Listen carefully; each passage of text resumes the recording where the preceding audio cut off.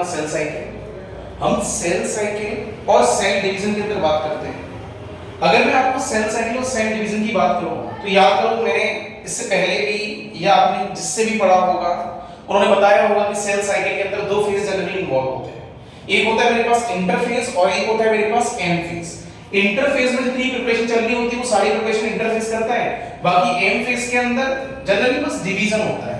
या तो न्यूक्लियस का डिवीजन होगा या सेल का डिवीजन होगा।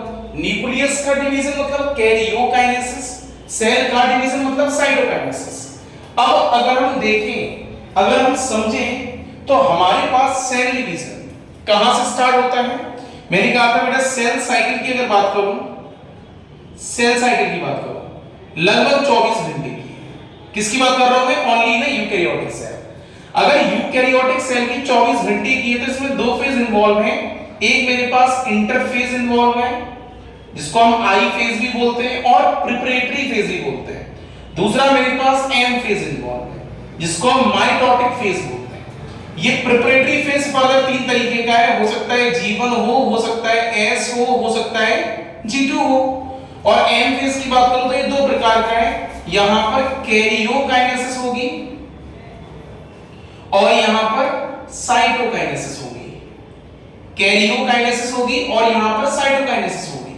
कैरियोकाइनेसिस 4 स्टेप है। प्रोफेज होगा,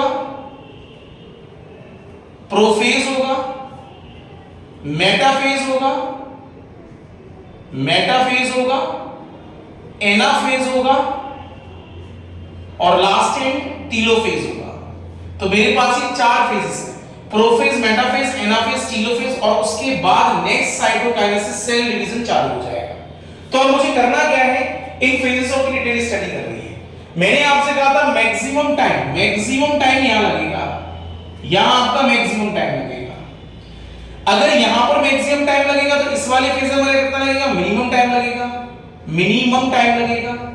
आपसे अगर कोई पूछे कि भाई मिनिमम कितना हो सकता है, मिनिमम टाइम जो लगेगा वो कितना हो सकता है? और सारे टाइम का मात्र 5%, यहां पर सारे टाइम का 95% टाइम लगेगा। मतलब यहां पर मैं बोल सकता हूं कि मेरे पास अगर 24 घंटे की साइकिल चल रही है, इसका मतलब 1 घंटा यहां लगेगा और 23 घंटे यहां पर लगेंगे। समझ नहीं आ गया? मतलब G1 S G2। और याद करो G1 को मैंने क्या कहा था? DNA synthesis phase, DNA synthesis phase, DNA synthesis phase. इससे पहले वाला प्री और इसके बाद वाला पोस्ट।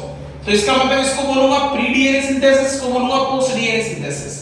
कैरियोकाइनेसिस में क्या होगा? Division of nucleus. साइटोकाइनेसिस में क्या होगा? सेल का division. Prophase, metaphase, anaphase, telophase further stage आ जाएंगे। अब आपसे ये बोला जाए कि भाई सबसे ज्यादा ड्रामा कहां चलता है? ड्रामा चलेगा एम फेज के अंदर, which is known as dramatic period. क्या बोलते हैं? ड्रामेटिक पीरियड, क्योंकि सारा जितना भी ड्रामा चलेगा वो इस साइकिल के अंदर चलेगा। अब इसके थ्रू में एक डायग्राम बनाकर आपको पूरा रिप्रेजेंटेशन कर रहा हूं। यहां पर देखो, मैंने कहा 95% टाइम लगेगा, वो मेरे पास होगा इंटरफेस। तो ये पूरा 95% यहां तक ये मेरे पास इंटरफेस है। बाकी 5% टाइम में मेटाफेज होगा, सॉरी माइटोटिक फेज होगा। तो माइटोटिक फेज 5% टाइम में, जिसमें कैरियोकाइनेसिस और साइटोकाइनेसिस। और कैरियोकाइनेसिस के अंदर 4 step, prophase, metaphase, anaphase, telophase और लास्ट साइटोकाइनेसिस। अब यहां पर देखिए, अगर आपसे ये बोले कि भाई G1 के ऊपर एक और फेज होता है, इसको बोलते हैं G0। G0 मतलब होता है कि रीट्राई वाली कंडीशन। अगर मान के चलो कुछ सेल के अंदर दिक्कत हो गई और सेल डिवीजन के लिए जा तो रहा था पर कुछ ऑर्गेनेल डुप्लीकेट नहीं हो पाए, तो हो सकता है मैं सेल को वापस से इसके अंदर भेज दूं G0 के अंदर। यहां पर सेल रुकेगा, समझेगा, एनालाइज करेगा, अपने आप को देखेगा और उसके बाद अपने आप को फिर सेल डिवीजन में पार्टिसिपेट करेगा आफ्टर कंप्लीटिंग इट्स साइकिल। समझ नहीं आ गया? तो ये आपको पता होना चाहिए कि G0 फेज के अंदर क्या होगा? सेल डिवीजन होता है। जो सेल G0 में जाता है वो सेल डिवीजन करता है, बट समय लगता है। वो अपने आप को सबसे पहले वो देख रहा होता है, समझ रहा होता है कि गलती कहां पर हुई है। अब क्या होगा?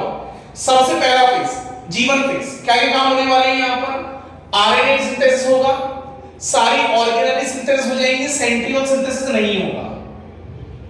उसके बाद न्यूक्लियोटाइड, याद करो डीएनए बनाने की मेन पॉलीमर मेरे पास न्यूक्लियोटाइड था, तो न्यूक्लियोटाइड यहां पर बन जाएंगे, पर डीएनए बनेगा एस फेज के अंदर। न्यूक्लियोटाइड यहां बन जाएंगे, सारी प्रोटीन सिंथेसिस होगी बट हिस्टोन प्रोटीन नहीं होगी। उसके बाद साइटोप्लाज्म का लेवल इंक्रीज करेगा, इतना बढ़ जाएगा साइटोप्लाज्म के सभी ऑर्गेनेल बढ़ चुके हैं, तो जीवन के अंदर ग्रोथ मैक्सिमम होगी। और अगर आपसे बात किया जाए जीवन को हम कैसे रिप्रेजेंट कर सकते हैं, तो जरा ये देखो, माइटोटिक फेज का और एस फेज के बीच का पीरियड है, तो इसको मैंने क्या बोल दिया, it is the interval between the mitosis and the initiation of DNA replication, क्योंकि डीएनए रेप्लिकेशन यहां पर होगा, डीएनए रेप्लिकेशन यहां पर होगा, डीएनए रेप्लिकेशन यहां पर होगा। अब आपसे ये पूछे भाई एस फेज में क्या होगा, तो आप क्या बोलोगे, पहला हिस्टोन प्रोटीन सिंथेसिस होगा, दूसरा सेंट्रियोल डुप्लीकेशन होगा, तीसरा डीएनए रेप्लिकेशन होगा, और नेक्स्ट यहां पर डीएनए रेप्लिकेशन तो होगा, डीएनए का अमाउंट बढ़ जाएगा, मतलब इस बार डीएनए का अमाउंट बढ़ेगा but number of chromosome increment नहीं होंगे, मतलब 2n का अमाउंट 2n से रहेगा बट अमाउंट या बोल सकता हूं डीएनए का नंबरिंग मेरे पास इस बार इस फॉर्म में मेरे पास क्रोमोसोम थे, अब इस फॉर्म में आ जाएंगे। नंबर ऑफ क्रोमोसोम अब भी सेम है 46 but weight of chromosome increase हो गया, और वेट ऑफ क्रोमोसोम को रिप्रेजेंट किससे करते हैं, सी वैल्यू से।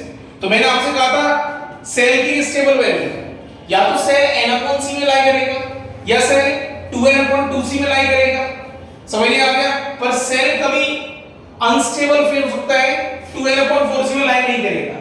अब ये सेल डिवीजन के लिए जाएगा। अब इसके बाद मेरे पास आता है भाई G2 में क्या क्या होगा, तो G2 में सिंथेसिस ऑफ पिग्मेंट प्रोटीन होगी जो क्या करेगा, स्पिंडल फाइबर को बनाने के लिए रिस्पांसिबल होगा, और दूसरा एटीपी सिंथेसिस होगी, जो सारे ड्रामा यहां पर चल रहे थे उन सारे ड्रामा को कराने के लिए जो एनर्जी चाहिए होगी वो सारी एनर्जी यहां पर यूटिलाइज होगी। अब क्वेश्चन ये आता है जब पूरा सेल यहां से यहां तक पहुंचेगा तो उसकी ग्रोथ मैक्सिमम हो चुकी होगी, बाकी इस फेज में अल्टीमेटली न्यूक्लियस डिवाइड हो चुका होगा, फिर देन सेल डिवाइड हो चुका है। तो ये अपने को पूरी साइकिल आनी चाहिए, इंपोर्टेंट साइकिल। यहां तक कोई डाउट है बच्चों?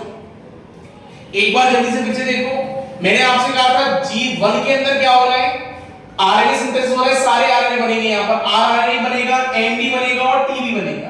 ऑर्गेनेली का नंबर इंक्रीमेंट होगा और सेंट्रियोल नहीं होगा, न्यूक्लियोटाइड का लेवल इंक्रीमेंट होगा, प्रोटीन सिंथेसिस होगी, हिस्टोन प्रोटीन नहीं होगी, साइटोप्लाज्म इंक्रीमेंट होगा, सेल ग्रोथ होगी। G1 के अंदर ग्रोथ स्टेज मैक्सिमम होती है, G1 फेज माइटोसिस और एस फेज के बीच की कहानी है, समझ में आ गया। उसके बाद एस फेज में हिस्टोन प्रोटीन बनेगी, सेंट्रियोल डुप्लीकेट होगा, डीएनए रेप्लिकेशन होगा, अमाउंट ऑफ डीएनए इंक्रीमेंट होगा, पर नंबर ऑफ क्रोमोसोम सेम रहेंगे। तो नंबर ऑफ क्रोमोसोम सेम रहेंगे पर वैल्यू कितनी हो जाएगी, इस बार अमाउंट ऑफ डीएनए में 2c से 4c वैल्यू हो जाएगी। तो यहां पर इस पहले क्रोमोसोम इस प्रकार देखने के लिए मिल रहे थे, अब क्रोमोसोम कुछ इस प्रकार देखने के लिए मिलेंगे। और अगर मैं G2 फेज की बात करूं तो G2 फेज में क्या बन रहा है, ट्यूबिन प्रोटीन बन रही है, जिससे मेरे पास क्या बनेंगे, स्पिंडल फाइबर का फॉर्मेशन होगा, और स्पिंडल फाइबर वो होते हैं जो जेनेटिक मटेरियल को डिवाइड करने में हेल्प करेंगे। और मेरे पास क्या होगी, एटीपी सिंथेसिस होगी, और एटीपी सिंथेसिस क्या करेगी, जो भी माइटोटिक फेज में जो डिवीजन चल रहे थे, जो डिवीजन डिवाइड कर रहे थे, या बोल सकते हो जो सेल में ड्रामा चल रहा था उस ड्रामा के लिए एटीपी रिक्वायरमेंट है। यहां तक कोई डाउट है आपको? ये मेरे पास बेसिक ऑफ सेल साइकिल है, बाकी माइटोसिस और मियोसिस हम आगे भी वीडियो अपलोड करेंगे। तो ये हमारे पास बेसिक इतना था, वो मैंने आपको बता दिया है। यहां तक आपको कोई समस्या